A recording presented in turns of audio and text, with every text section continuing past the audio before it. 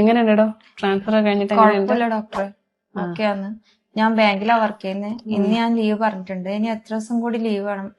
Soumya transfer കഴിഞ്ഞിട്ട് 2 മണിക്കൂർ leave എടുത്തില്ലേ? അതിന്റെ ആവശ്യമുള്ളൂ, അത് തന്നെ ധാരാളം കേട്ടോ. നമ്മള് എംബ്രിയോ ട്രാൻസ്ഫർ കഴിഞ്ഞിട്ട് എത്രയും പെട്ടെന്ന് അവരവരുടെ ജോലിയിലോട്ട് മടങ്ങുന്നവർക്കാണ് പ്രഗ്നൻസി ചാൻസ് കൂടുതലെന്നാണ് പഠനങ്ങളൊക്കെ പറയുന്നത്. പിന്നെ സൗമ്യ കൂടുതൽ റെസ്റ്റ് എടുക്കുമ്പോൾ എന്താ സംഭവിക്കുക, നമ്മുടെ സ്ട്രെസ് ലെവൽ കൂടും. അത് പ്രഗ്നൻസി ചാൻസ് കുറയ്ക്കുക ചെയ്യണം, മനസ്സിലായോ?